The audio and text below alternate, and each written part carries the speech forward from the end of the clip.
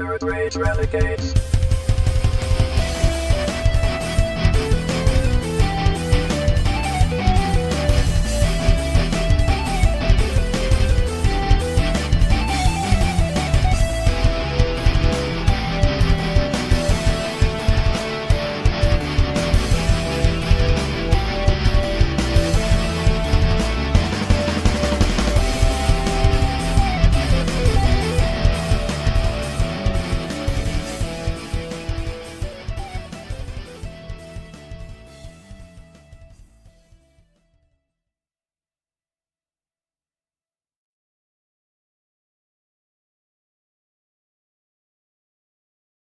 Ladies and gentlemen, welcome to Renegade Reviews. These are your reviews for the 13th of June, New Comic Book Day. Spin and the Chief are here. We're going to be talking about IDW, Boom, and, of course, DC Comics. So let's go ahead, Chief. I will put this out there. I've had a rough week. Father-in-law had some medical issues, so I did not read as much as I normally do. But we still have quite a few books to talk about tonight. Quite a few books. So yeah. For sure. I read a lot of DC. IDW, I got to one. I got to a few on Boom. We live like regular lives, so it's kind of hard for us to read everything all the time. But we got a little good selection from everybody, I think. Yeah. So let's start off with IDW. I was trying to get to the DuckTales, but it just didn't happen tonight. DuckTales it's a good book. I really like this new DuckTales series. They're introducing a lot of good new characters in it. But you did get to 30 Days a Night. Yeah, I did. I got to read 30. And you know what? It's a lot like the original story, 30 Days a Night, and a lot like the movie. Mm-hmm. Steve Niles, I'm a big fan of anything Steve Niles does. I think I think for me, he edges out Snyder in terms of comic book horror. I think Steve Niles is kind of the king of comic book horror, just in my opinion. Right. Just because I like Steve Niles' work, and I especially like his work with Damian Worm. This one is not with Worm, but I'm trying to call up the page right now. For some reason, it shut itself down and it's not loading. But let's see. I can get the IDW here up and going here. Let's see if I can find it. Do you have the IDW page open by any chance, where you can see like the artists and everything? I do not. I'm sorry.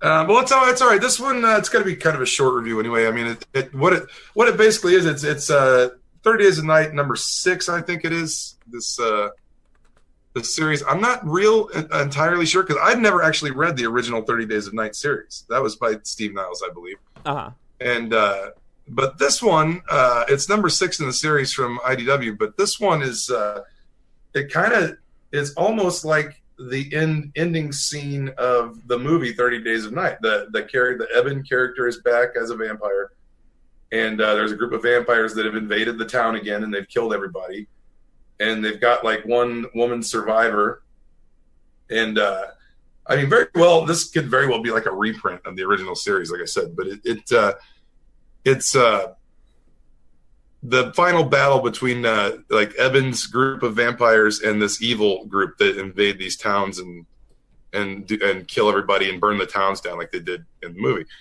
And so basically, it's kind of the final battle before he kind of walks off at the end with his decent vampire compatriots.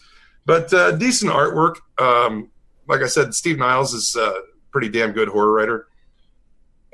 But yeah, I dig it, man. I like I said, a lot of these series, like since we just got IDW in the last couple of months, a lot of these series are like halfway through, or they're 2 or 3 issues in, or whatever. So we're playing catch up with IDW a lot of the time. Mm-hmm. But I really did. I like I said, I really dig anything Steve Niles does, anything that I've read, like Monster of Madman or like October Faction or any of those books. I dig those, and but yeah, if you're a big 30 Days of Night fan, it's definitely like in that vein of like what you would want from it. Right. But yeah, I like 30 Days of Night's probably at least in my top 5 vampire movies of all time, and maybe even like the top vampire movie of all time. I think that's a brilliant concept. Vampires going to where the sun is out for a month. I think that's a brilliant movie. It has that Night of the Living Dead being trapped in a house with monsters outside vibe to it too. I just dig that concept of 30 Days of Night, even though I've never actually read the original series. I've read a few issues here and there of some of the other little series they've done. But Steve Niles is just great at writing vampires and horror. And I would say also by Steve Niles, I would recommend anybody that can get a hold of it, go back and get Monster and Madman and read October Faction from the beginning. Because that stuff is brilliant. There was also another one he did that was a one-shot, and I can't remember if it was by Dark Horse. I can't remember, but it was a one-shot about vampires versus aliens, and it was like this. I think I gave it to Panda to read, and I haven't got it back yet. But it was really good too, and I believe that had Damian Worm art on it. This does not. I'm trying to find the actual file here so I can. Because for some reason I'm not finding it in my downloads here, but very, very cool book. 30 Days of Night, highly recommended by me as a movie, as a comic series. Good stuff. So that's the only IDW I was able to get to this week. Like I said, we're playing catch up on a lot of this stuff. Some of this stuff is like what do we get? Hold on, let me see the list here. We got 30 Days of Night, Atomic Robo, Back to the Future Time Train number 6, DuckTales number 9, the one you were going to read. A lot of these are, one of the things, Transformers Lost Light is number 18. Mm-hmm. So it's we got a lot of catching up to do with IDW. I mean, our reviews on that are going to get better and better as we get more into their series. Yeah. But, DC by far is what we're more familiar with, I would say. So the DC reviews tend to over-dominate everything, but we're definitely going to get more into IDW titles. I'm still trying to figure out which ones I like, which ones I don't like, right, and what's up my alley more. I don't say I dislike anything that I've read, but there's certain ones that are more up my alley than others. Right. Like DuckTales is something you're totally into. I probably wouldn't read DuckTales. It's just a matter of opinion, I guess. Yeah, I like DuckTales. All right, going on to Boom. This week I read the Labyrinth Coronation #1 second printing. So this has been out before, the second printing. Congrats on the second printing. I saw the artwork for that book. It's pretty cool. Really cool artwork. It's actually a really cool premise. So the story takes place within the movie Labyrinth. Right. So when it's actually in the part where the girl, I forget her name. I know Jessica Connelly played her, but I forget what her name was in the movie. Yeah, Jennifer Connelly. Yeah, Jennifer Connelly. It's when she meets Hoggle, and Hoggle is supposed to take her back to the beginning of the maze of the labyrinth. Yeah. So Jareth is telling a story to Toby. And the baby. And it flashes back to France in this Victorian time, and at the beginning it kind of makes you think this lord or something that's there is Jareth before he ends up in the labyrinth. Yeah. But then a baby shows up, and Jareth, the Jareth who's telling the story, he never really says who he is in the story or if he's even in the story. Yeah. But he's telling the story about how someone will do anything to rescue someone they love. And it's mixed in there. You got through the panels that you'll see the little goblins in the in between the panels. Yeah. Talking to each other and things like that, and it's really, really interesting. Which is sort of a callback to the movie if you think about it, when you'd see goblins in the foreground during some of this, when during the magic dance, the goblins in the foreground come up and talk to the camera and stuff. Exactly.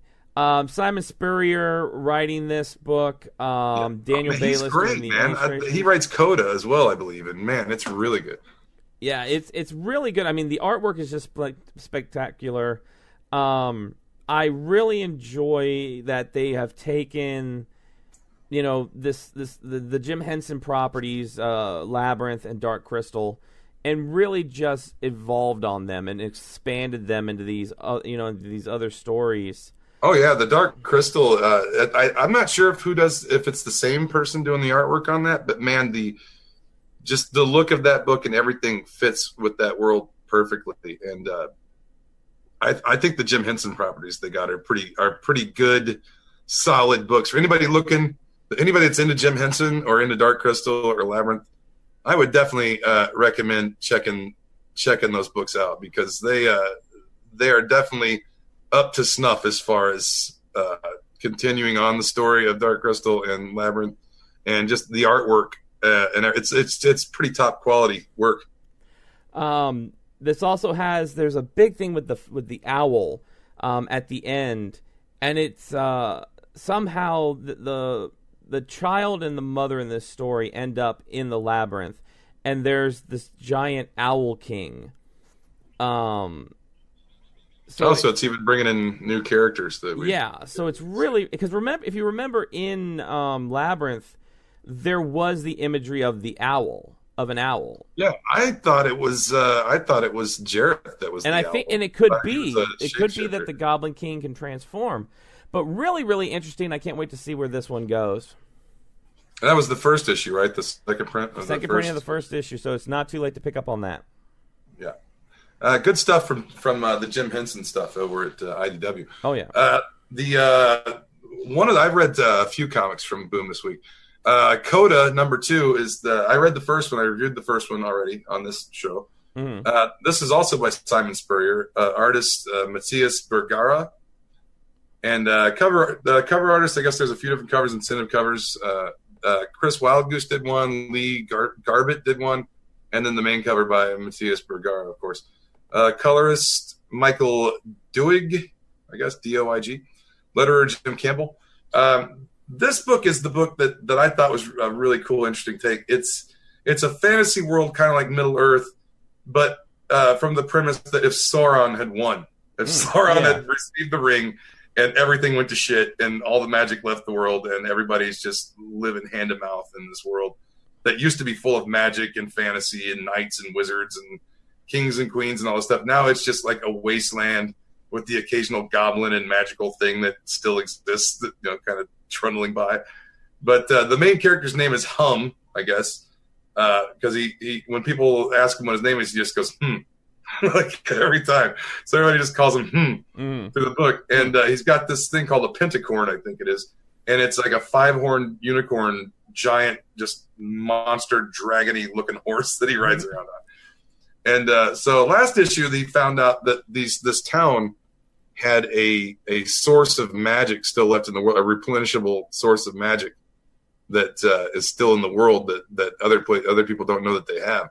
And they use it basically to hold off this giant troll monster that's coming to tear down their city, because they can imbue these big metallic cannonballs with magic and then launch them at this thing, and they can destroy just about anything. They're just huge explosive power in these things. So this character Hum tries to find out where they're getting the magic from, because he needs the magic because his wife has been taken to another dimension by demons or something. So he needs he has this special ring, and he needs this magic elixir stuff to do this spell to save his wife from this other dimensional plane. And so basically he gets to this town, and he ends up joining their militia so that he can get close to finding out what their magic is. And he finds out in the last issue that they've got an actual living elf held over from after the magic apocalypse that they've got chained up, and they just repeatedly peel its flesh off, and it has healing powers, so it heals. It kind of like Deadpool. They can just cut a piece of him off and it grows back, and then they can use that for magical purposes or whatever. So his main goal is to go in and steal it. Well, he gets caught, and they're going to execute him in this issue. And the Pentacorn goes crazy and just starts kicking the whole town to pieces. Like, starts tearing it up. So he basically tells the executioner and the mayor or whatever of this town, turn my execution into a banishment, or my nag is going to kick half your town down before you can get close enough to stop him. Mm. And so they basically pull the Thunderdome Mad Max Bartertown thing. They tie him up to his horse, and they put water over the Pentacorn's face to keep it moving, and they kind of exile him out into the desert wasteland, whatever. And so this issue, he's found in this state by a wizard. A wizard takes him in, and you find out this wizard's just a crazy old man, and his daughter is like part of some thieves guild and she brings him little bits of magic so you can keep up the illusion that he lives in a wizard's tower. It's like all like a glamour magic thing. Mm-hmm. And so when it like wears off, he's just living in an old cave, like with an old statue, it's like a sacred, scary place there. Everybody stays away from it. And you find out that his daughter is like keeping him safe there because nobody will go near this place because it's like supposedly cursed. But she set him up in this place and she gives him magic and he keeps this illusion like he's like Merlin in this wizard's tower. And so the daughter attacks him in this, thinking he's attacking the father because she doesn't know. She comes from somewhere else and walks in on him trying to do the Heimlich maneuver on this old wizard because he's choking. And so she thinks he's attacking the father, so she attacks him and it's back and forth. You come to find out she needs this magic too. And she's grown up with a wizard her whole life, so she recognizes the ring that he's got for this resurrection spell that he wants to do. But she's warning him that, you can't go take this elf. I need it, and they'll kill you anyway. You're not going to make it. So she sabotages this pentacorn, and where he can't go back to the town and get his ring and this elf free. And then we come upon her like thieves guild, whatever it is, her clan that she lives with, and it's these guys. They've got this huge, like almost like a Jawa sandcrawler. That's just huge mechanical thing with tank treads, and then all these little tiny vehicles are riding along the side of it, and it's being pulled by this like enormous troll with straps on it. It's all strapped up and it's pulling it across the desert. And man, the artwork is fantastic, dude. I'm telling you, this guy Matthias Bergara is awesome. If you haven't read Coda, go back and get number 1 and number 2, or wait for the trade. I don't know when the trade comes out, but I assume after 5 or 6 issues they'll put a trade out of this.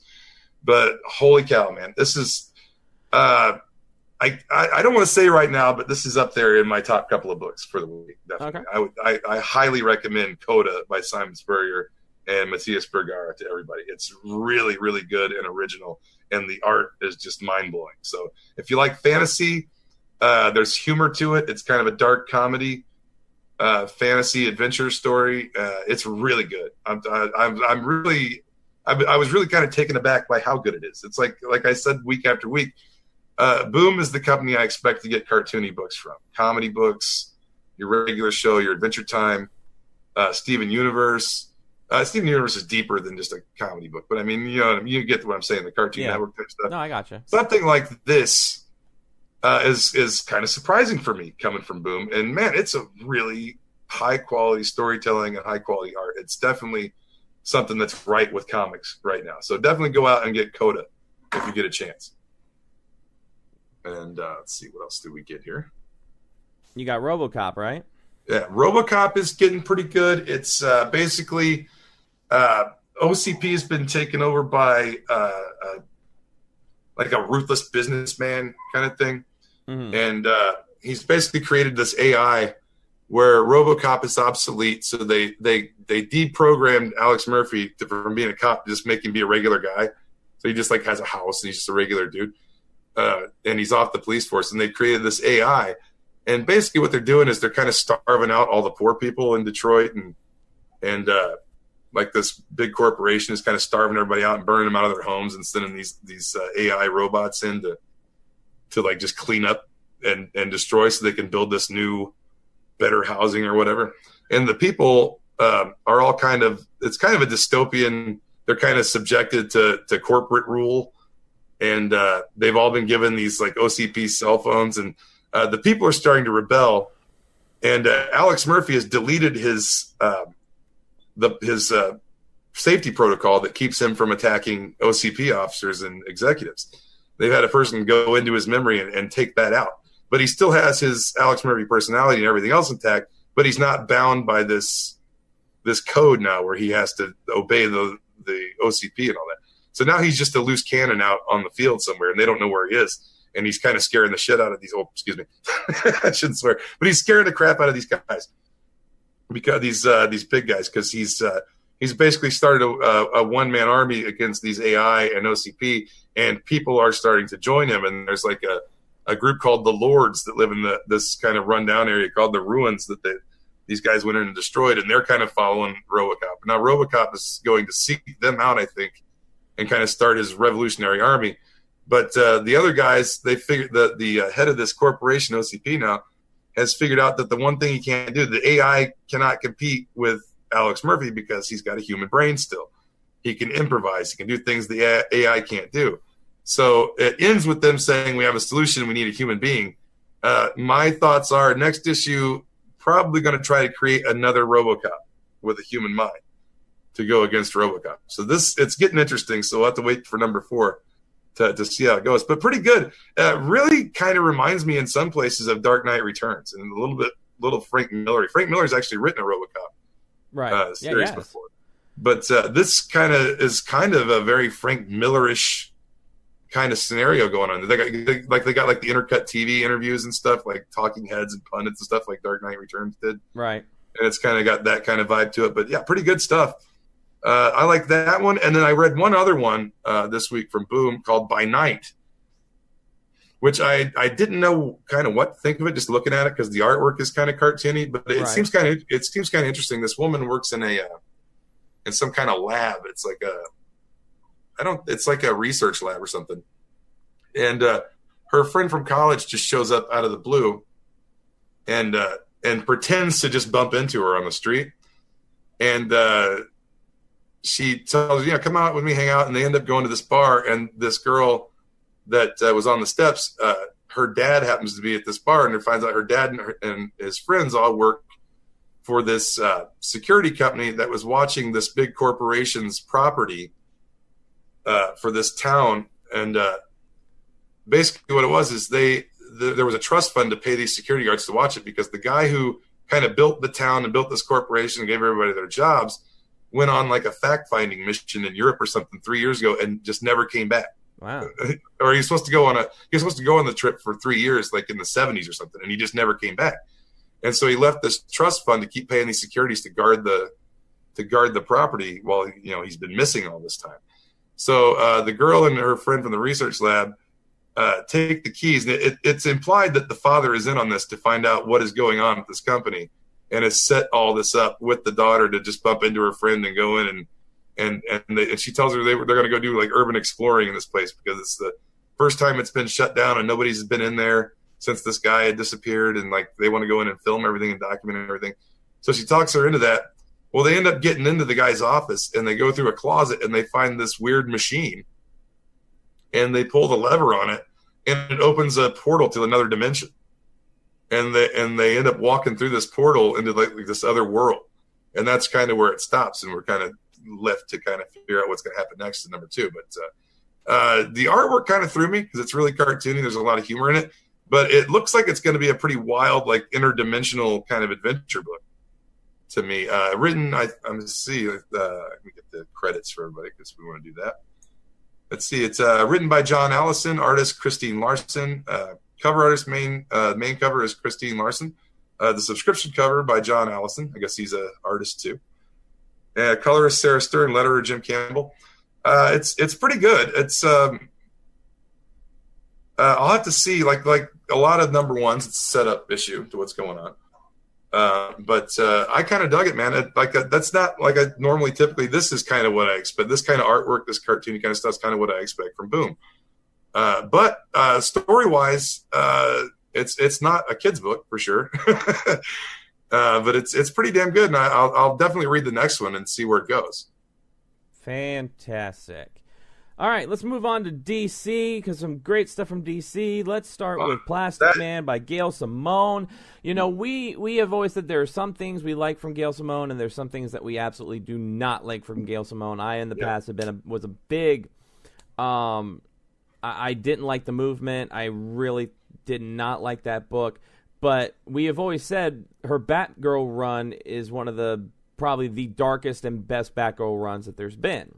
Yeah, I dug it, but here's the thing, though. Do you think that she was really so great at Batman, or do you think that Batgirl? Do you think Snyder was setting her up for good stuff with Batman? I don't know. That's what goes through my head. Was she really the driving force that made those stories good, or was it Snyder's setup and the tie-ins that made it good? I mean, the tie-ins were good, but remember, a lot of that was not tying into anything in Batman. A lot of that early Batgirl run was not tied into Batman whatsoever. So I give her a lot of credit for that. I give her all the credit for that. And this one, definitely, she's taking on Plastic Man on this limited series. And first of all, I love the artwork. I think the artwork is just amazing. Yeah, almost artwork is pretty top notch. Almost like it's got to me it seemed like it had a little bit of Howard Chaykin in it, just a little bit. But so very clean, very clean. So Plastic Man is trying to figure out. That's what I'm trying to figure out. Like, he's getting the crap kicked out of him by these two mobsters, or he's allowing it to happen. Yeah, well, basically, he's already Plastic Man, and he's disappeared. They knew him as Eel O'Brien. Yeah. He's disappeared, and now he's come back as Eel O'Brien in his former, the way he used to look to them. And so they think he's just, they don't know that he has powers. Right. They think he's just a regular guy that's come back, and they're wanting to keep him quiet, so they're kicking the crap out of him for it. Right. And then, as things go on, he gets, a spiral agent shows up that basically, I'm pulling it up here because I don't want to, well, I can't really pull much up because, Yeah, the embargo and all that. But, one of the things I noticed was they're drawing on Eel O'Brien's criminal past a lot for this, too, which was kind of cool. Yeah. Like, he's going back into the criminal world to undercover to solve a problem. Right. And somebody's hunting these criminals down, by the way. That's who he's trying to... That's what it is, yeah. Somebody's hunting these criminals, and he's trying to figure out who it is. There's some good comedy in here, like him morphing himself into like a Wonder Woman character. Yeah, that was good. It was very good, almost Deadpoolish the way he acts in this. Yeah, he's, almost like Deadpool, Madcap, like when Deadpool had Madcap in him, when he was just really nuts and did crazy stuff. Yeah, and it's kind of similarly written to that, but still Plastic Man, still a very Plastic Man writing. I mean, it's like the character. Right. I was surprised actually. I was thinking, wow, Gail Simone wrote an amazing book here. Apparently, there's a spiral agent shows up because there's this conspiracy going on, and she wants Plastic Man to go in undercover with this organization to pretty much because since he can morph himself, he can change himself, and nobody would know who he is. Yeah. And it turns out that people are starting to blame without giving too much away. A very well-known organization is blamed for the murders of these mobsters who were being taken out in the city. Yeah. Something that even blows Plastic Man's mind. He can't get his head around. Yeah. But what's really, I mean, like I said, this is a setup book. It's it's getting back into Plastic Man, getting back into the comedy with Plastic Man, but also there's so much seriousness in it. Yeah, and it's focused mainly on, it's like the Terrifics, he's just a third or a fourth player in that book. This is specifically focused on this character. Yeah. So as a first issue of a miniseries, you know what? It was good. I can't wait. I'll give that one an A+.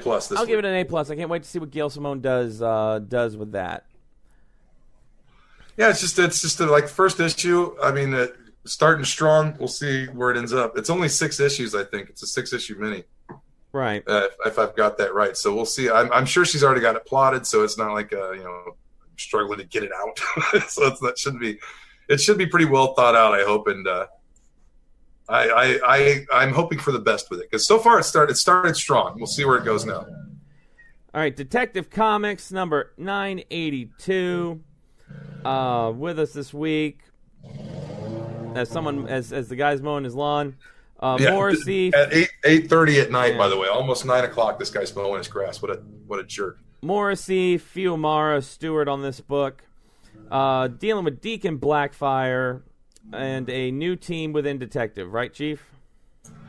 Yeah, and I was actually I wrote to you after I read it and said, man, this Detective with this new team was great.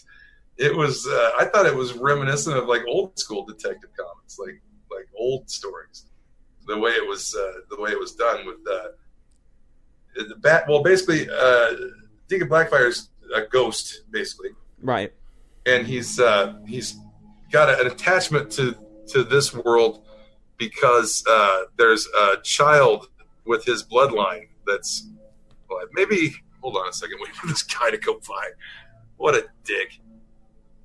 This guy does this I swear he knows when we're going to be doing recording, and he does this on purpose.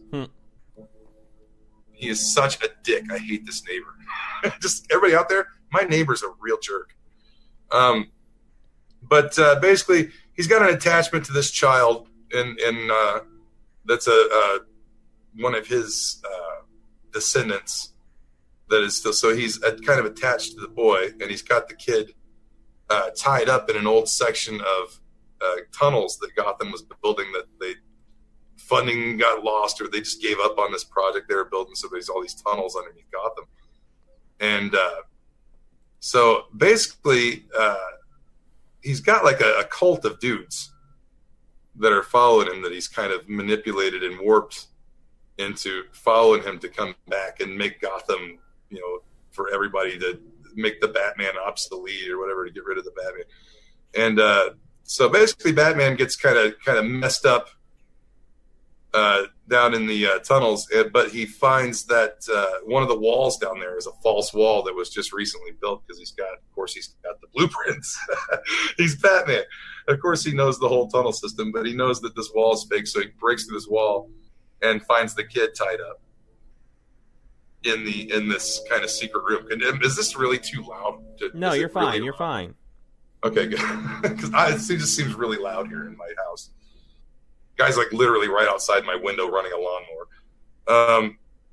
But he gets in there. They're going to free the boy. He convinces some of the guys that Deacon Blackfire is wrong, and that this isn't the way to do things, and that they want to kill this child or whatever. They're going to put. I don't know if he's going to come back in the kid's body, or if he's going to just use the kid's energy to become human again. I don't know how it's exactly going to work, but the personality of the boy's going to die off. Right.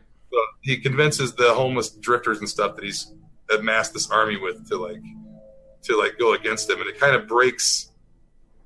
of weakens Deacon Blackfire to the point that he just kind of dissipates out of the world. It doesn't say that he's gone or he's dead or anything, but it weakens him to where he has no power anymore. Okay. And Batman basically rescues the boy at the end. But I thought I love the artwork, number one. I think the artwork's a vast improvement. I think that the way the story was set up and the way that it played out, I thought it was very old school Batman. So yeah, I'm digging the new team on this book. I think it's good. And is this the first issue that they've started on this? I'm not sure. I'd have to go back and see what the last issue was. But I think last one was Tinian's last. I think the last issue was Tinian's last one. Yeah. And then this is the new team. But man, I'm telling you, I was really impressed. DC had a lot of hits this week. I'll tell you that. It's going to be hard to pick a book of the week with all these good books. Right. But yeah, that's Detective. Good stuff, man. I thought it was really good. What else did you get to? Let's see. I got to a lot, man. I got to Plastic Man, we just talked about. Detective Flash. Yeah, Flash 48, Flash War Part 2.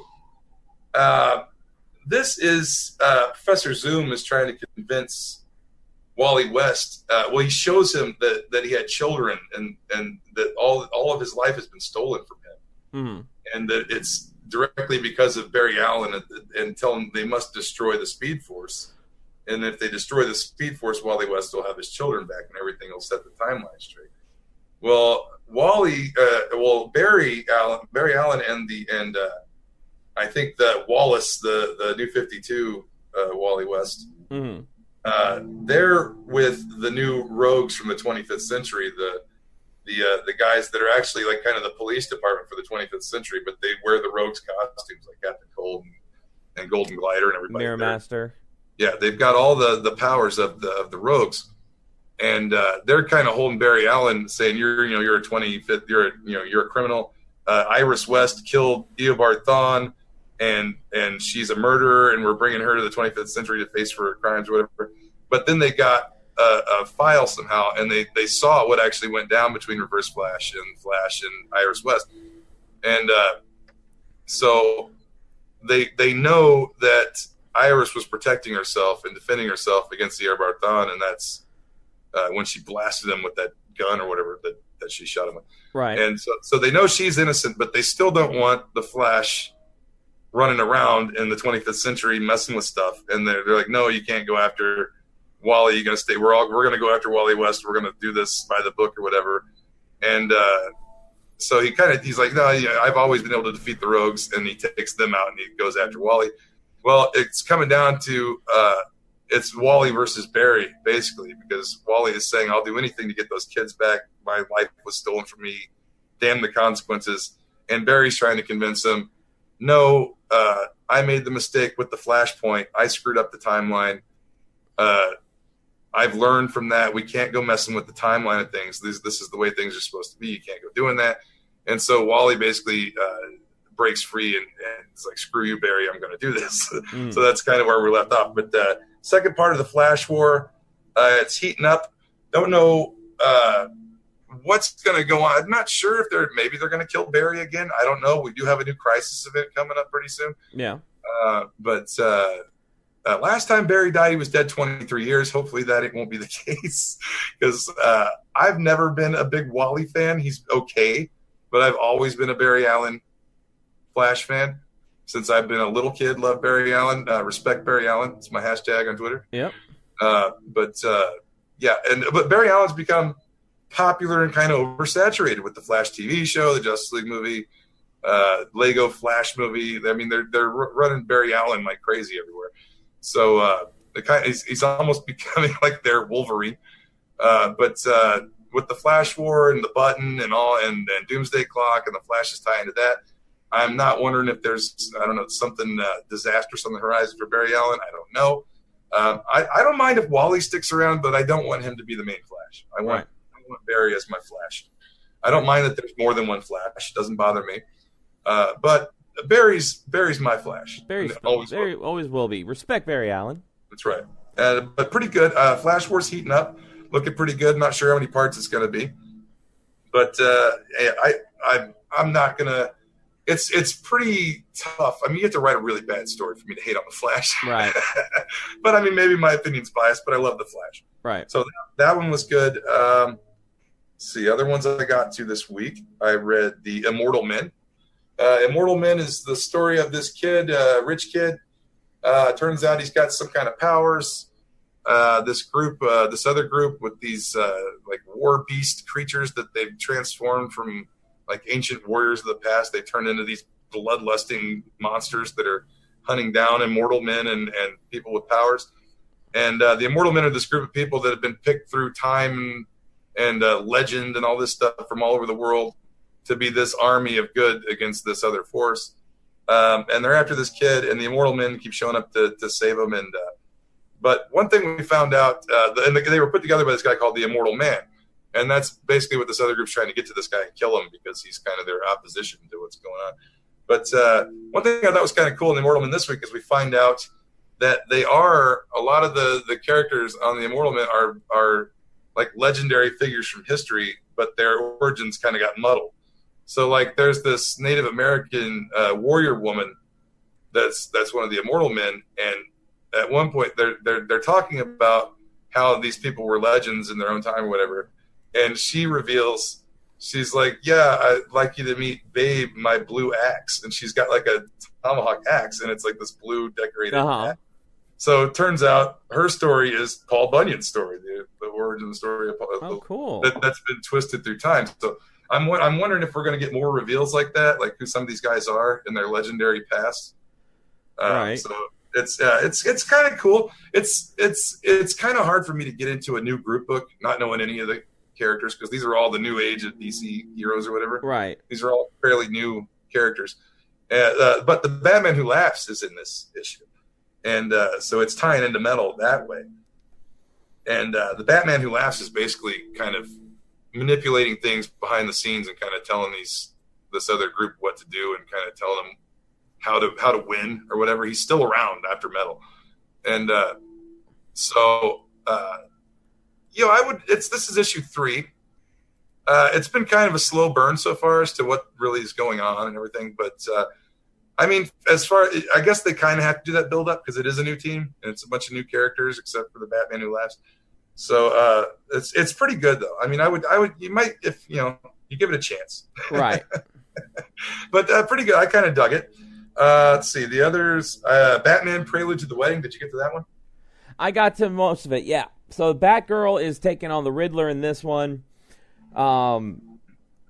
He's over in Burnside, causing some mischief, and he's taking hostages throughout the city, and has given basically Batgirl a cassette tape full of riddles. And the reason he does that is because it's analog, and she won't be able to track where he is. He goes old school, so she can't track him. Which is really, really smart. Well, he's the Riddler. He is the Riddler. Also, this issue, we get these 2 female Riddler henchwomen. Yeah, those bruisers that attack her. Yeah.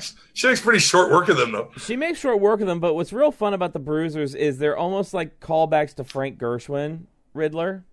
Yeah. Oh, yeah. The henchwomen. Yeah, so I kind of like that, and like the old like spandex freaking Riddler.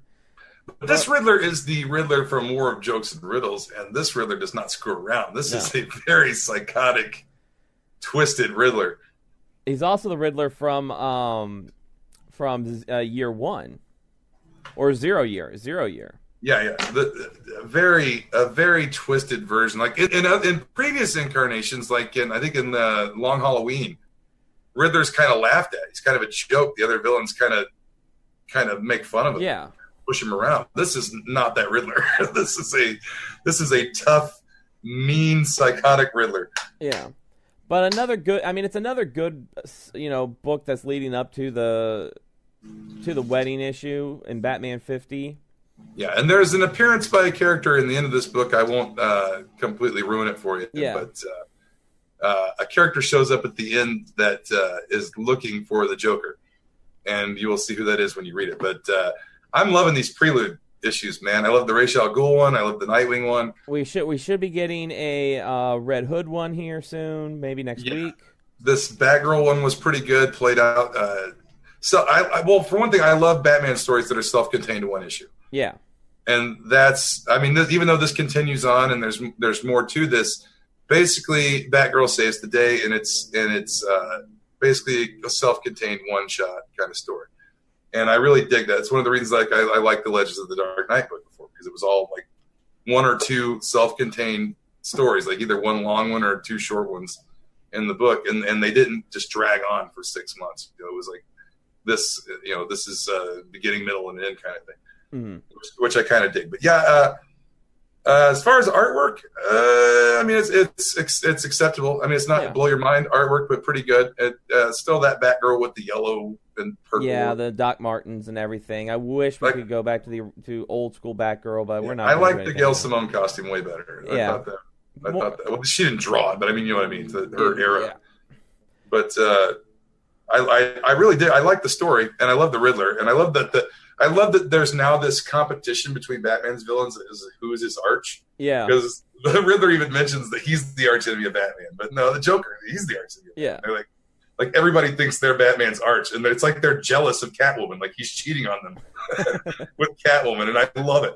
It's been pretty good. I've seen a lot of hate for the Batman wedding stuff, and I'm digging it, man. I think it's cool. I like to get a little personal with Batman. I like to see Batman, Bruce's world outside. I like to sit down with him, have a nice cognac by the fire, talk about old times. Have Alfred bring us some guys. Yeah, Alfred brings us scones. Some lobster thermidor. That's what. Yes, I would like the lobster thermostat, please. The lobster thermometer. No, but pretty good. I mean, if you're going to be reading the wedding, if you read Batman, and the wedding is the big arc in Batman, you should be reading these. Exactly. That's what I got to say. You got anything else? Tons. Man of Steel number 3. Man of Steel number 3 I read. Bendis still killing it, still going strong number 3. We got Supergirl appearing in this one. Good. Pretty cool. Excellent. I like Supergirl. Oh, you'd like this one. It's they kick some butt in this. Thank God.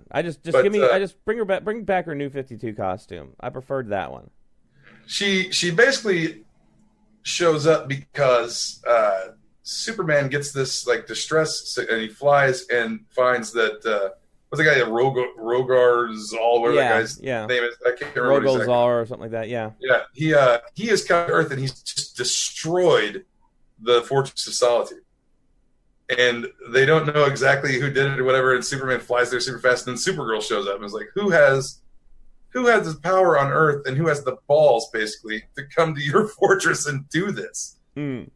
And she's ready to just go kill. And so they fly and they track. He noticed it. Basically, what this villain has done is led the subtle trail from the fortress all the way to Metropolis. And he's leading Superman into Metropolis because he wants to put on a display for the whole city. Oh, it says my internet connection is unstable. It says mine too, but we're good. Okay. But he says basically he wants to lead Superman into downtown Metropolis, Doomsday style, and start a big brawl and defeat Superman in front of the populace, just to show that I've killed the last Kryptonian or whatever. But he really hasn't. Oh, the other thing I totally skipped over, which is very important. He destroyed Kandor. Whoa!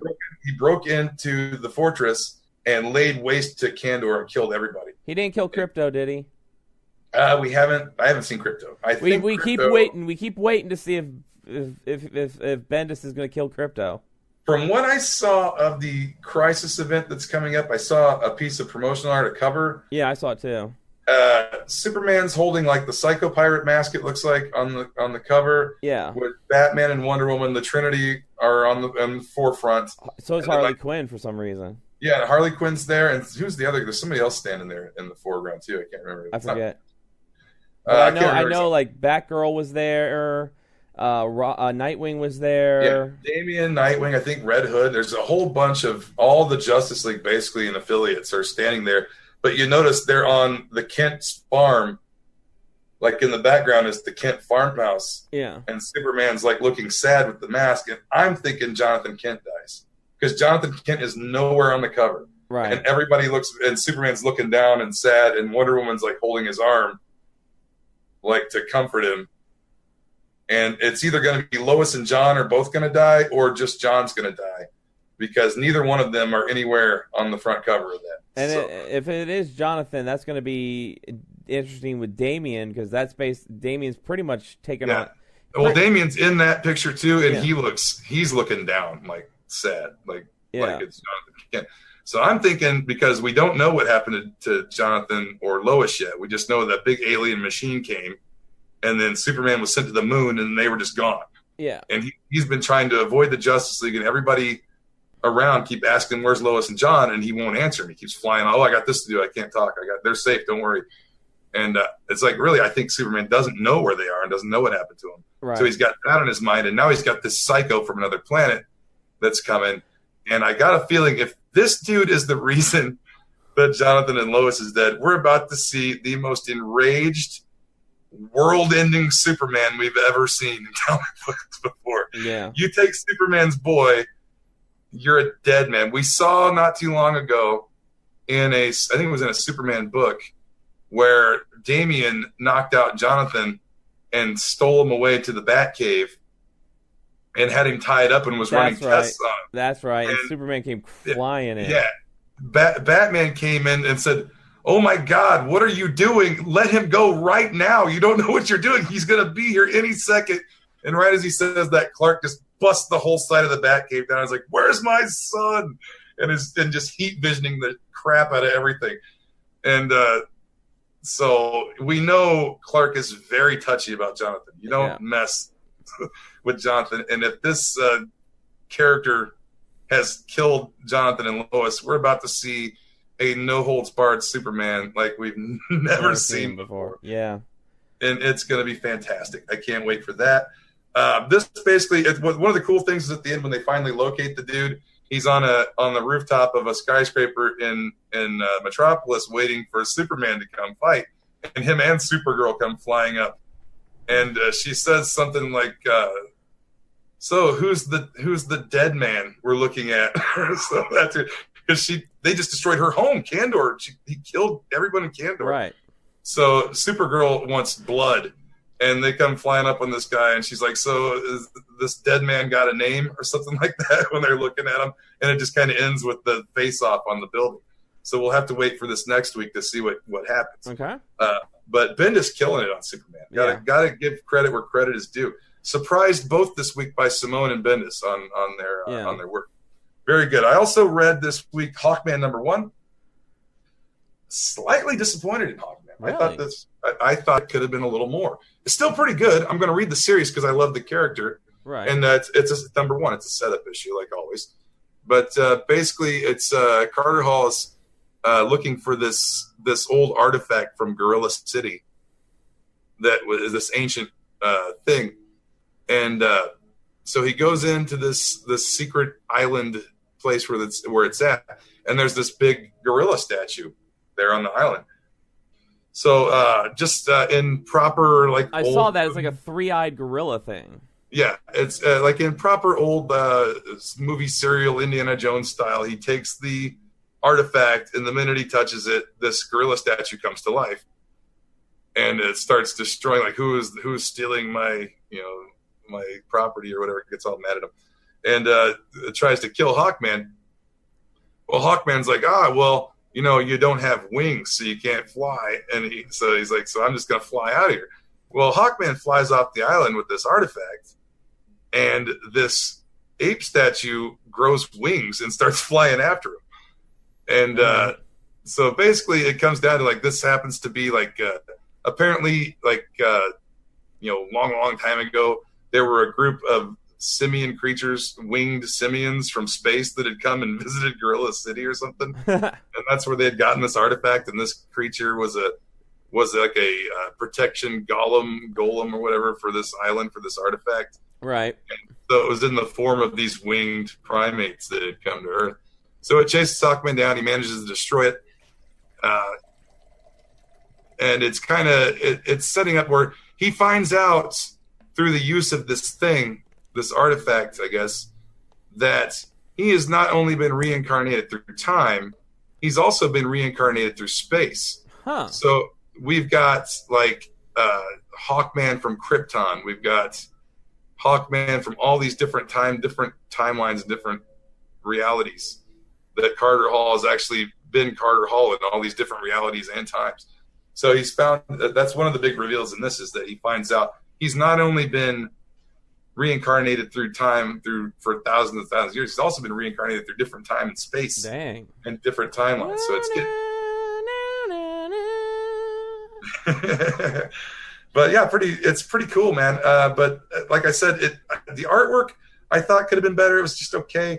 And I don't know. It just kind of it just seemed kind of the gorilla statue with wings seemed kind of hokey. I don't know. I'm hoping, like I said, setup issues are 50-50. Yeah. You read them, and then they could get really good, or they could just flop. Yeah.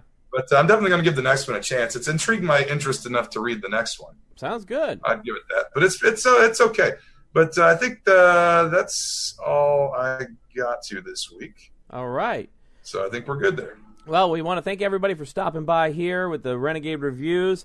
Next week, we'll be back with even more reviews. Make sure you go and check out this past week's episode of the Nerd Rage Renegades podcast, where we were live for the first time on Twitch. Live on Twitch, and the first of how we're going to be doing the show from now on. We're going to be doing the show live on Twitch every week, and then you can still catch it every Wednesday on Podbean. Exactly. And iTunes and all those places. Radio, all those places. Great experience. We were there with a live chat, so we were interacting with the chat. So if you're listening to this, you want to be a part of that, just go over to Twitch, search up Nerd Rage Renegades, follow our page, and you can get in on that every single week when we go live with that. And we haven't actually had the meeting yet as to what day we're going to continue with. So far, we did it on Monday this week. Yep. I'm thinking Monday works for me pretty well, but we were talking also about Saturday, so we're still going back and forth on that. But we'll get you guys definitely a permanent date here pretty soon. Exactly. Or a permanent day that we'll be doing the show. Exactly. And then you can catch it live a couple days early. Exactly. And the VOD will be up there. You'll be able to watch the VOD, so that'll be great. Make sure you follow Chief at Space Chief 75 on Twitter. I'm at Nerd Rage Renegades on Twitter. Every week, Podbean, Stitcher, Player FM, Google Play, iTunes. that's where you can catch this show. So until next week. Catch Spin streaming GTARP on Nerd Rage Renegades Twitch account. And just go to Twitch and look up Nerd Rage Renegades, and you'll find us there. And I will be helping with some comedy and some fun on there in the future. And we're gonna get him set up so he can stream stuff from his Xbox, and he'll go right to that channel. Yeah, we're planning to do a Kingdom Hearts PS4 Xbox stream dual kind of thing coming up when Kingdom Hearts 3 comes out. Yep. So Twitch is the wave of the future. Everybody go sign up for Twitch. Yep. It's free.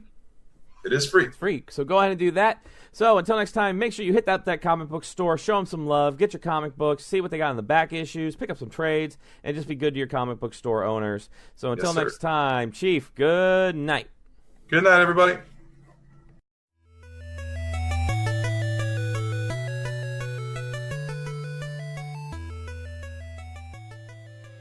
Nerd Rage Renegades.